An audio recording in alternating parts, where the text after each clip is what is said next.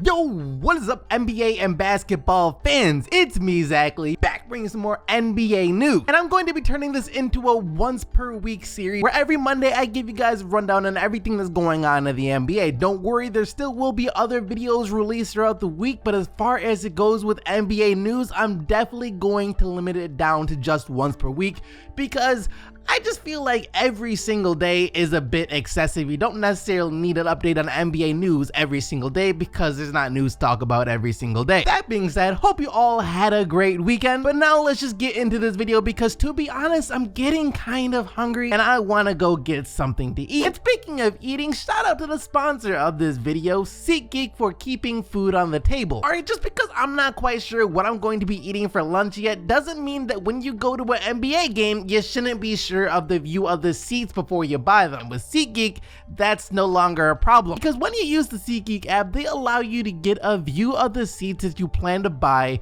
before you buy them. And just in case you thought it couldn't get any better than that, it does, as not only do you get to see the view from the seats before you buy them, but you also get an additional $20 off your first order when you use the promo code SDC at checkout. I myself am going to be using the app to go to my very first playoff game this year, assuming that nothing goes terribly wrong with the Pistons and they do make the playoffs like they should. I'll leave the link for the app down in the description box below so you can check it out. Now with that out the way though, let's just take a look at everything that's going on in the NBA. I don't know how many of you guys watched the NBA All-Star Weekend this year, but if you did, well, it left much to be desired. Once again, to me, the NBA All-Star Game was kind of boring. It wasn't anything special. It wasn't anything different from last year. They tried that whole NBA Legends thing where they had Ray Allen and all those other guys coming out and shooting threes alongside Del Curry to honor the Currys in their hometown of Charlotte. And it was a cool thought. It was a cool gesture, but watching it on TV, that was about the weakest thing that I had ever seen. And the ratings for the All-Star Game this year kind of reflected how poorly it went, as they received a rating of 3.8, which is the lowest that it has been for any All-Star Game since the 1990s. Yeah, the NBA All-Star Game isn't doing so well, and if they want to do better in the future, then we all know that some major changes are going to have to come, and that's where the great news comes in, as Adam Silver over the weekend said quite a few things, and one of the things he said was that we will be seeing some changes to the NBA All-Star Weekend, and maybe even some changes to the NBA season as a whole because of it. The NBA All-Star Game didn't work. We put an earring on a pig. That's what Adam Silver said in regards to the All-Star Game this year. As far as plans for the All-Star Game going forward, that is when he said that the league is considering, instead of the All-Star Game, having a mid-season tournament, and because of that, reducing the length of the regular season down to just 70 games. That would kill two birds with one stone. Two problems that I have with the NBA. One is the length of a season. 82 games, as much as I might like watching the games, it feels really long. And there becomes a point in the season where you're just waiting for the playoffs to start. Right now, it feels like there should be 5 to 10 games left in the season for these NBA teams before the start of the playoff, but we still have around 15 to 20 games to play of the season. Not to mention, the more games you play, the more likely someone is to get injured, but the league makes money for the more games, so they want to have the most games as possible, so that's why they want to have 82. But it's great to hear that they're even considering chopping it down to 7. As for some type of mid-season tournament, that sounds phenomenal. Earlier this year, I put out a video talking about changes that I would like to see being made to the NBA All-Star Game. And that main change was a freaking tournament instead of the NBA All-Star Weekend. Instead of just one game where it doesn't feel like anything's on the line, no, have them in a tournament where the winner advances. That way it feels like something people actually have to keep up with. That way people are interested in seeing who won. Because as it stands right now, no one cares who wins the NBA All-Star Game. It's not seen as this competitive event. It's not even seen as the funnest thing in the world like it's marketed to be. It's marketed to be something fun for the fans, but it's a problem when something that's marketed as being fun for the fans isn't really fun for the fans. But once again, I'm just happy that Adam Silver and the league are willing to do something about this. That's why I have confidence in the NBA going forward, that they are going to try and become better, that they're going to try and fix the flaws that they do have. Adam Silver wasn't quite done here though. Just talking about the NBA All-Star game wasn't enough because Adam Silver also touched on some very deep topics over the weekend. More so, the happiness of these young players that are coming into the NBA. See, Adam Silver just shined a big light on what it's like to be an NBA player, what it's like to hang around these NBA players. A lot of fans, a lot of people might have the perception that once a player makes it to the NBA, their life is Gucci, that they're as happy as they can be, that they're going out doing all these great things, that they're just very happy people. But Adam Silver says that that couldn't be further from the truth, as this is what he said about his experiences meeting NBA players for the first time. When I meet with them, what surprised me is that they're truly unhappy. A lot of these young men are generally happy. If you're around a team in this day and age, there are always headphones on. The players are just isolated and they have their heads down. And I just don't think it's unique to players. I just don't think it's something going on around superstar athletes. I think it's a generational issue. Now, I've actually met a few NBA players at the games behind the scenes when most fans don't see them as well.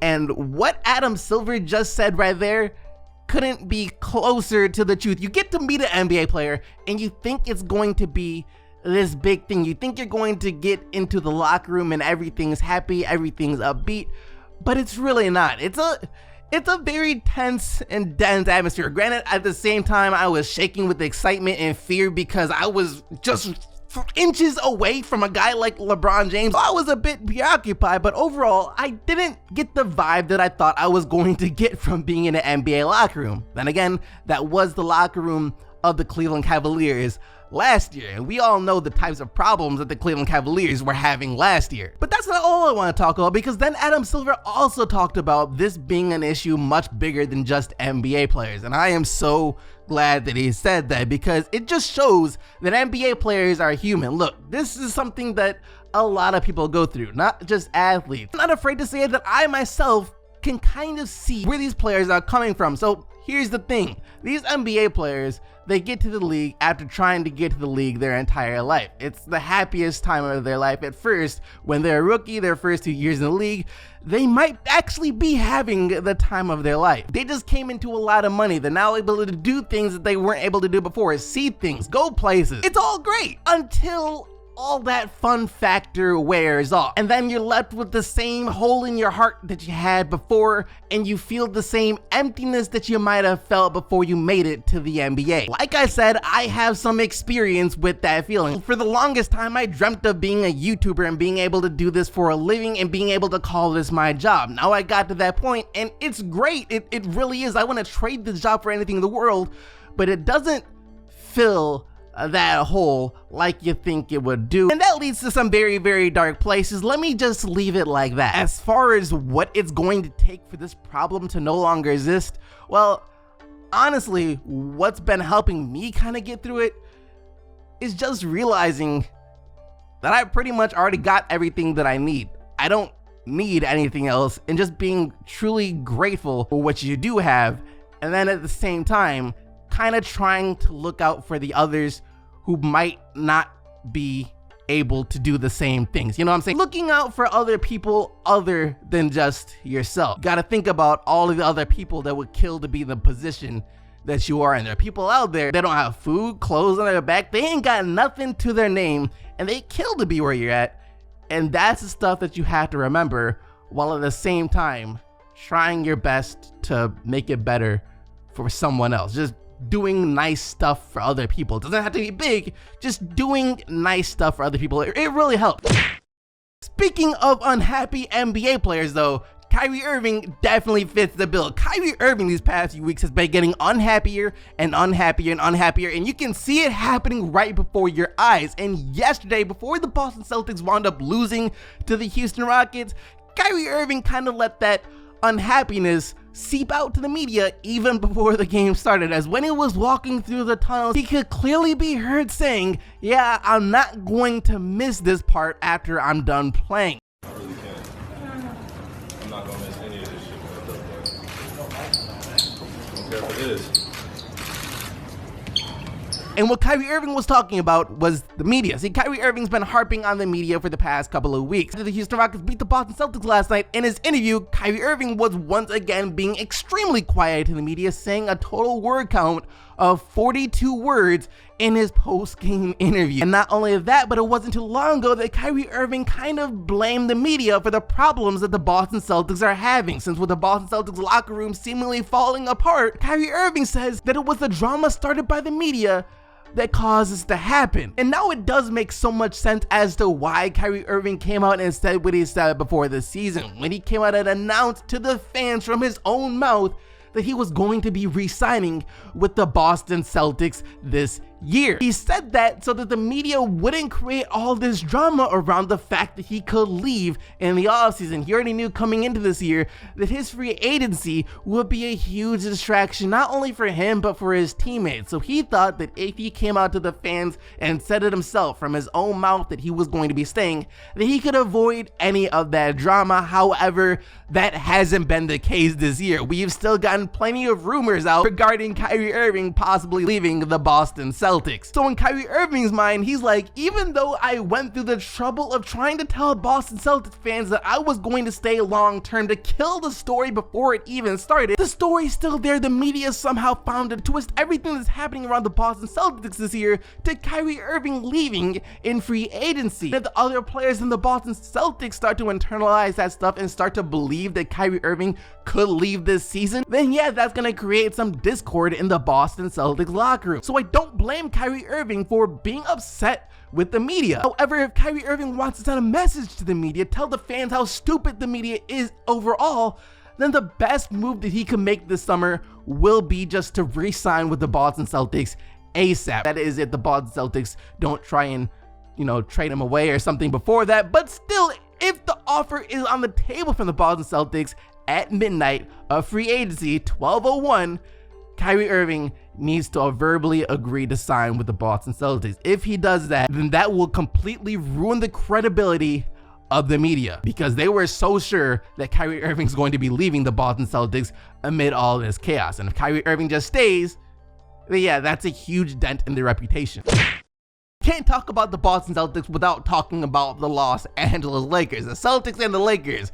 How coincidental is it that coming into this year, they were two of the most hyped teams in the league? However, so far in this year, they have been two of the most disappointing teams in the league. Ivica Zubac, the player that the Lakers just traded away at the deadline for pretty much nothing, just let his former team have it after the Clippers beat the Knicks yesterday. As he was asked, how does it feel now that you're on a good team to be able to beat bad teams like you're supposed to? And this is what he had to say about when he was on the Lakers and they struggled to beat bad teams. It's great. When I was with the Lakers, we didn't have nights like this. Every game was a close game for us. But now with the Clippers, this team is really locked in. Every possession against every team. Shots fired, shots fired, shots fired. I still want to know, why on earth did the Lakers trade this man away? He was balling out for the Lakers before they traded him away. He was looking really, really good for the Lakers before they traded him away. There's a reason that the Clippers wanted this guy. They let Julius Randle go. They traded away D'Angelo Russell,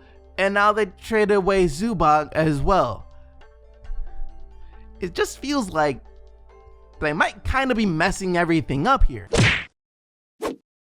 And we're still not done talking about the Los Angeles Lakers. See, after they lost their last game to the Phoenix Suns, when they really needed to win all the games they could to make the NBA playoffs, and yet they lose to the Phoenix Suns, well, Kyle Kuzma kind of sounded the alarm, as after that game, when he was asked, is there anything that the Lakers can do to kind of save themselves at this point to turn their season around, this is what he had to say. I'm honestly not even sure. Obviously, there's something wrong with this team. It's up to us to try and fix it. You got 19 games in your season left. You're 30-33 on the year, in the 10th seed in the Western Conference, now 4.5 games behind the San Antonio Spurs. This young Los Angeles Lakers team is going to have to compete with the San Antonio Spurs for the last spot in the NBA playoffs, and this is a Spurs team that hasn't missed the playoffs in over 20 years. So who do you think is going to be the favorite to make it in the Western Conference, to actually make the playoffs?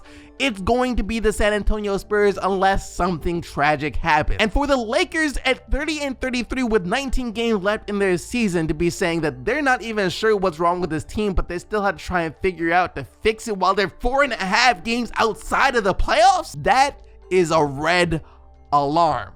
They don't know what's wrong. They don't know how to fix it. They're almost 5 games out of the playoffs with 19 games left in the season. You know, at least it's looking like LeBron James might get some extra time to film Space Jam 2 this summer. That's one good thing going for him, I guess. And that actually does it for all of the news that we gotta cover for today. Hope you guys enjoyed the video. Like I said, this new news thing is something I'm going to be doing every Monday, so if you want more of these videos, make sure that you are subscribed to the channel, as well as, once again, smash that like button if this is something that you want to see. Thank you once again for watching, though. You guys already know that you are the real MVPs, but that being said, for today, I am out of here.